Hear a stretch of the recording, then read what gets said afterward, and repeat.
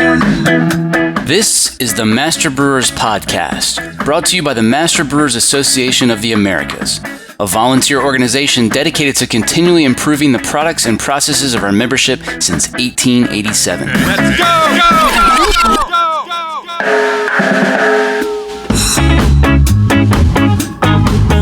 Master Brewers brings you interviews with the industry's best and brightest in brewing science, technology, and operations.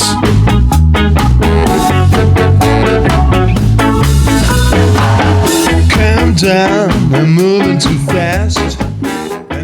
This Master Brewers podcast is proudly sponsored by Hopsteiner, a global leader in the hop industry focused on quality, sustainability, and innovation in new hop varieties and hop products.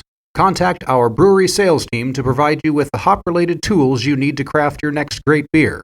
For more information, visit hopsteiner.com. Additional support provided by Get to know Proximity Malt. We malt superior, European-style, low-protein varieties grown close to home in Delaware and Colorado. Domestically grown, precisely malted to style. With our team of seasoned experts and 2 brand new malt houses, try what's really new in malt. Check us out at www.proximitymalt.com.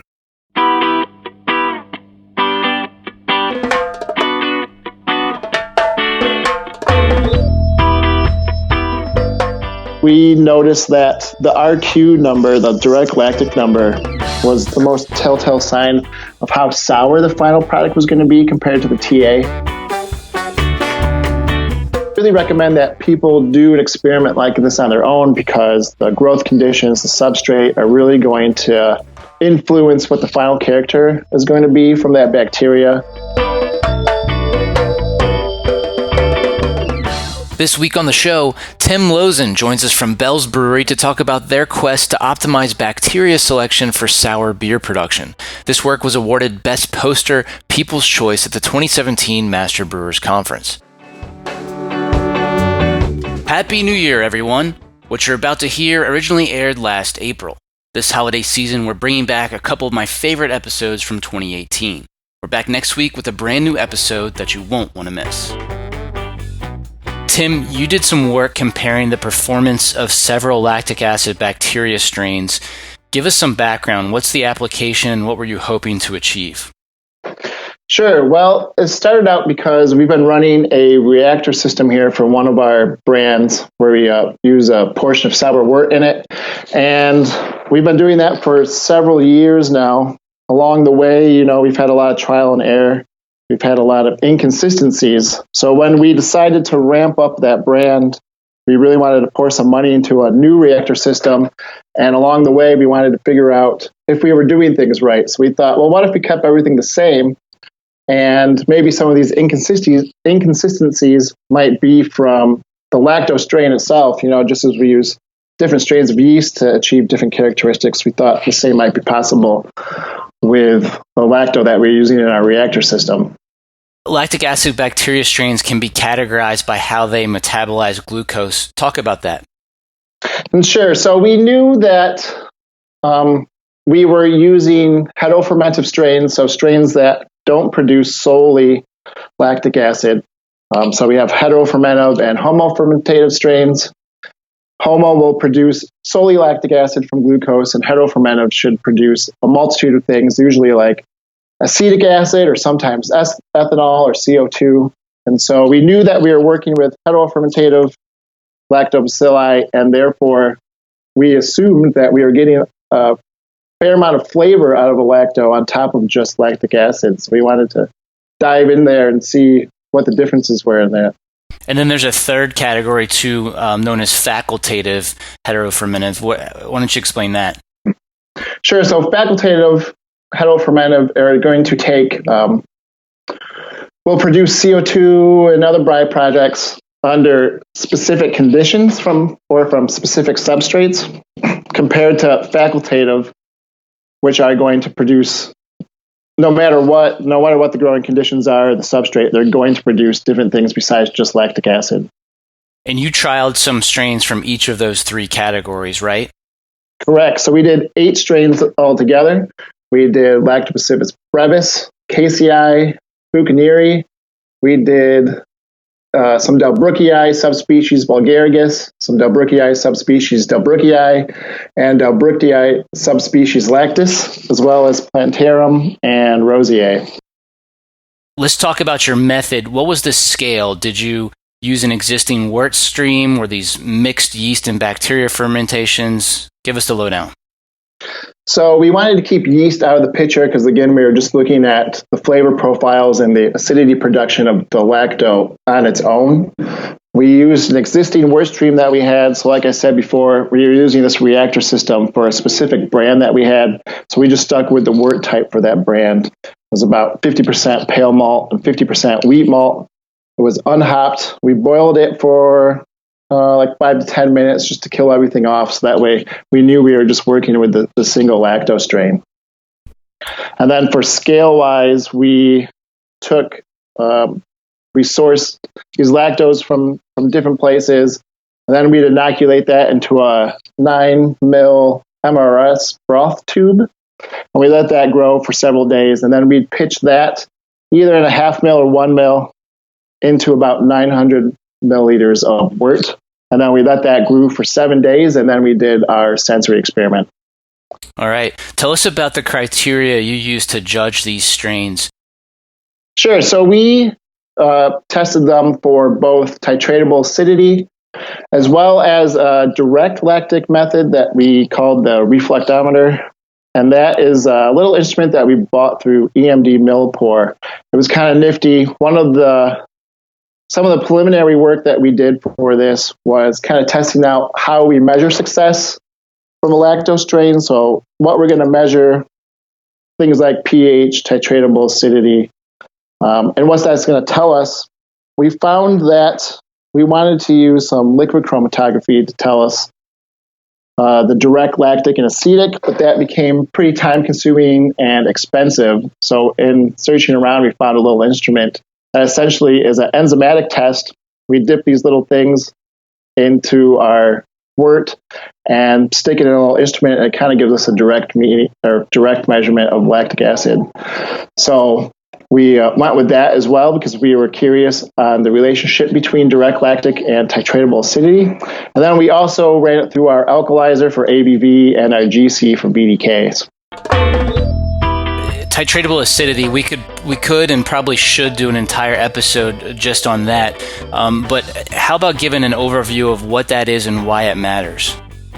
Sure. So titratable acidity is going to be some of essentially all acids that can be measured in your substrate. And so it's really important to us because we're looking at acid-producing bacteria. And so, of course, we want to see how much acid they're producing, and then how much of that is going to translate into the final product. And so it's going to be the sum of any acetic acid or lactic acid that are going to be the two main types of acid that are going to be produced by these bacteria. And so we really wanted to dig in and see how that was important. We did a lot of work originally on what TA method we were going to use, what worked for us, and we ended up on phenolphthalein actually because it was quick and easy, and when we compared it to ASPC Beer 8, the specific method for TA, the numbers were relatively close. They tracked well together, and the phenolphthalein method was just really quick and easy. And so it's something that we do on a daily basis. It doesn't take much time at all. That's cool. Was giving us numbers that made a lot of sense to us. So we kind of went with it. All right, great. So you've got TA giving you the all the acidity, and then you've got the reflectometry, which also known as RQ that you referred to earlier, which is just giving you lactic acid, right? Correct. Yep. And then we really wanted to see what the relationship between those were going to be, what type of acids were being produced by these bacteria. So, like I said, we measure TA on a daily basis, just to see what the health of the reactor is and sour wort overall. So that gives us a general idea of how well the lactose is performing. So the TA keeps going up, then we know we're doing good. From our experience, we know what type of gains in TA that we're going to get over time. The RQ number we like a lot because, again, it showed us in the experiment types of lacto were producing mainly lactic acid, versus a number of other acids that would push that T up but keep the RQ number down. And then we measure RQ on a weekly basis, and that kind of gives us a good indication. So if we're looking, so we can keep these reactors going for, I think our record at this point is about a year and a few months, but it's not uncommon for us to go 8 months at a time of refilling these things and just keeping these things going. So the RQ is a good method. If the RQ stays relatively the same, but the TA keeps going up, now we know that either the lactose is not performing how it usually does, or maybe something else got in there that's making some other acids. So that's generally a good time to turn that thing around. The RQ is also a great measurement of the direct lactic, is a great measurement of how sour the final beer is going to end up. So that's something we noticed, because you can have an extremely high TA. We've seen TAs of 1.5%, and then or two, even up to like 2.5%. And then we taste the resulting beer that we make from that, and it just doesn't have that much punch to it compared to some reactor wort that might only be 1.5% on the TA scale, but a much higher RQ number, and then that beer will be much sourer than the 2% TA number was, have a lot more lactic punch to it. So we like the RQ because it gives us a nice number of a good indicator of how sour that final product is going to be. And then if we want to talk about consistency, we could also take that number and then plug it into a formula and figure out the ratio of titratable and direct lactic that we want in the final product. So if we want, something that's not incredibly sour but has a nice kick to it, then we could do the math there and figure out exactly how much sour wort to add into a wort stream to get where we want to be. Okay. In a minute, we'll get on to the 8 sensory attributes you use, but before that, you mentioned that you also are tracking pH as one of the parameters you evaluated here. What do you consider as ideal for pH in this type of situation? I think it really depends on your application. The brand that we use this in isn't particularly sour, and so we weren't terribly interested in getting the pH as low as we could at the end. I could tell you that the starting pH for these lactose was somewhere around 6. Our wheat worts tend to be a little higher, so around 5, 8, or 6. And that we found has been a good starting point for these bacteria.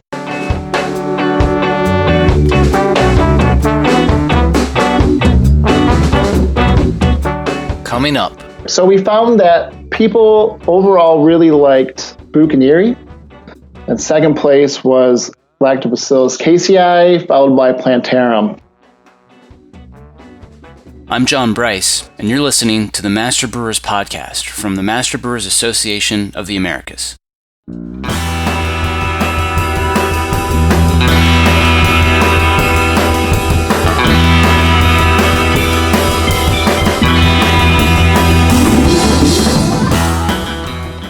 This Master Brewers podcast is proudly sponsored by Barna Mechanical, a full-service design-build firm specializing in turnkey process and utility systems for the brewing industry. We partner with some of the best craft brewers in the U.S. to ensure the great beer they brew is what their customers get in every glass, bottle, can, or keg. You know beer. We know breweries. Additional support provided by ABS Commercial is a full-service brewery and parts outfitter. From our Raleigh headquarters to our Denver office, we proudly offer brew houses and fermenters from 3 barrels and up, yeast brinks, boilers, kegs, chillers, tri-clamp, and other stainless parts, all with the quickest delivery and lead times in the industry. Learn more at abs-commercial.com or call 877-BREW-ABS. ABS Commercial. We are brewers. Here's what's coming up on the Master Brewers calendar. District St. Louis meets at Anheuser-Busch January 17th. Is PCR right for your brewery QC program? Check out the Master Brewers webinar January 24th. The District Ontario Annual Conference is January 31st and February 1st. District St. Louis meets February 21st at Third Wheel Brewing, and the 2019 California Joint Technical Conference is February 28th and March 1st in Paso Robles. It's not too early to start making plans for the 2019 Master Brewers Conference. If you can only make it to one conference in 2019, this should be it. We're really mixing it up this time and heading to the Calgary Convention Center to see how Alberta celebrates Halloween. Will there be a costume party? Only Tressa knows. Check out the full calendar of events at mbaa.com for more details or to find a district meeting near you.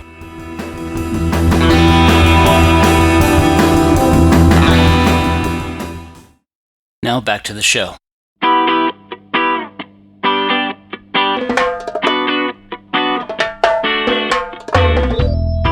All right, let's talk about those 8 sensory attributes. What were those? So in the past, when working on this, we dug in a little bit and we actually came up with a panel where we tested just the reactor wort on its own on a regular basis, just to see what we were looking for there, any true to type characteristics, mainly so we could see if something started to go wrong or if it got infected with another type of bacteria or yeast, we'd be able to detect that relatively quickly and then start the thing over. So from that panel, we used a lot of descriptive analysis, and some of the major characteristics that we pulled from that panel were a citrus character, so kind of like a lemony aroma and flavor. We did fruity, which can either be like an apple or a lot of times we get a lot of stone fruit character from these. Funky, we did an acetic or vinegar character.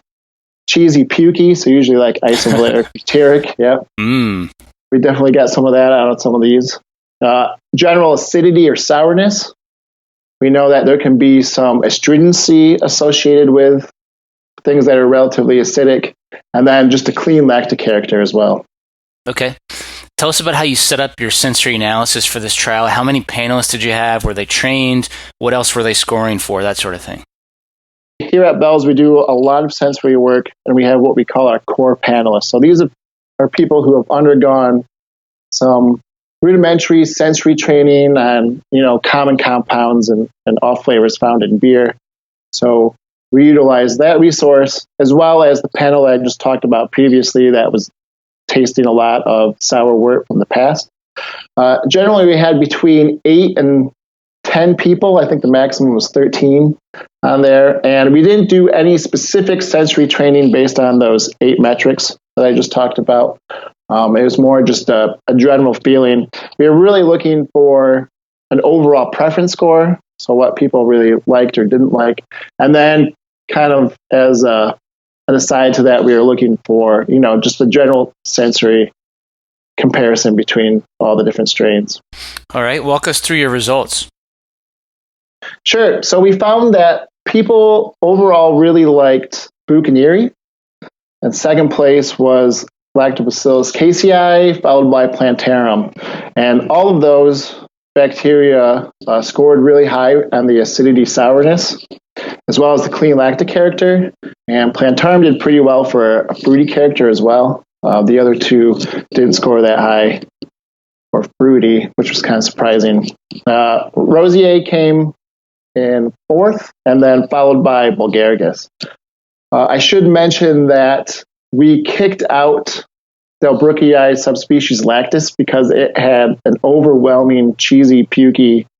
It's just like it was quite terrible, and we knew that it wasn't going to do very well. We knew that we weren't going to use it for this process, so we just kicked it out of the sensory panel just to spare our panelists some grief. Makes sense. So the strain preferred by panelists had the largest differential between TA and RQ. What did that tell you? It told me that whatever else was being produced by that, it also had really low diacetyl levels, and it had, I think it came out at like 0.64% for ABV, so pretty low. So that kind of told me whatever else was producing besides lactic acid had some favorable sensory components to it. KCI scored really high for both the RQ and TA, and that told me that it was just a nice, clean lactic producer. It wasn't kicking out a bunch of acetic acid or ethanol or CO2 or anything like that. People seem to prefer that one as well, but overall, they seem to like what Buchaneri had to offer. All right. How about the facultative strains? Obviously, their performance was dependent on the environment that you put them into. Correct. And so, I really recommend that people do an experiment like this on their own because the growth conditions, the substrate are really going to they're really going to influence what the final character is going to be from that bacteria. You know, I've heard a lot to talking to other brewers about strains of like brevis that don't tend to produce alcohol. I've heard from other brewers when they get their hands on brevis, they're getting up to 2 or 3%, which could add significantly to your final product if that's what you're looking for. I've heard of people using pediococcus for souring. I've heard of people who get a lot of diacetyl. I've heard of people who don't get any diacetyl from that. So, I mean, really, people doing this on their own, I think it's going to be really important to tailor it to their process and what type of wort they're using and the final character of the overall beer that they want. From a brewery operations standpoint, wouldn't you say that working with a facultative strain is a much bigger headache? I would, mainly because I guess you don't know the extent to which they're going to do what you want them to do. Yeah. Okay, so how about did all this work lead to any major process changes at Bell's? It did. I forgot to mention why. One of the reasons why we started doing this was because at the time, I think this was about 3 or 4 years ago, all of the major yeast suppliers who were also supplying souring bacteria were labeling it as Delbrueckii. Once we got our PCR equipment in here a few years ago, we decided to take a deeper look at what we were getting from these places, and we started plating out our bacteria on anaerobic SDA media. And from there, we found that we actually were using 3 different types of bacteria. So from there, we separated them out based on morphology and kind of grew them up separately just to see what we were working with. And so in terms of process, what we found was, of those 3 strains that we were using, none of them were Delbrueckii. It turns out that it's incredibly hard to get Delbrueckii in the United States. I should mention that Delbrueckii was actually kind of kicked from the experiment because although we got it in from the ATCC, which is a very large bank that holds a lot of different types of yeast and bacteria strains, we couldn't actually get it to grow. And one of the reasons for that is we thought it was such a strict anaerobe and we weren't using anaerobic conditions that we just couldn't get it to work for us at all. So that was kind of the end of the line for that one. And that we knew that we weren't going to be able to use it for our process. And then of the 3 that we separated out from that, they were Rosier, Bucanieri, and Casei. And that kind of spurred this whole thing. It's like, well, what are they doing for us? What are the contributions from each of those? Are all 3 of them necessary? Are we really only interested in one of them? And so we found out that we did like a couple of them. One of them didn't work out so well from us, so they kicked that. And essentially we ended up going with a mixed culture fermentation of 2 different bacteria for our process. Do you ever have to worry about them getting out of proportion in the reactor? That's a great question. So that's something that we've just started looking into recently. I think for us, the thing that we're most concerned about and that we still do on a very regular basis is sensory. So if the TA looks good, the direct lactic number looks good, and it tastes the way we want it to, then we're not terribly worried about the ratio of bacteria inside of the reactor. Okay. And the sensory component does seem to stay consistent over a relatively long period of time. And so, it's not something that's concerned us very much, but it is something that we've started to look into with our new microbiologist in the past couple months.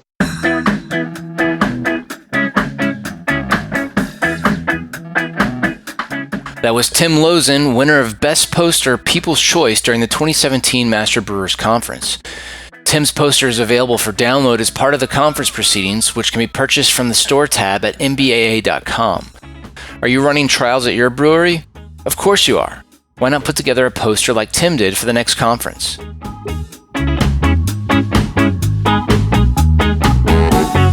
130 years ago, Master Brewers was built on the concept of brewers helping each other out so we could all make the best possible beer. That's still true to this day, and it's where a lot of the camaraderie in this industry originated. Master Brewers' award-winning Ask the Brewmasters is the best place to go for troubleshooting, where you'll find the industry's only discussion forum that's moderated for technical accuracy by a team of experts. See what everyone else is talking about at community.mbaa.com. Things that you should have known.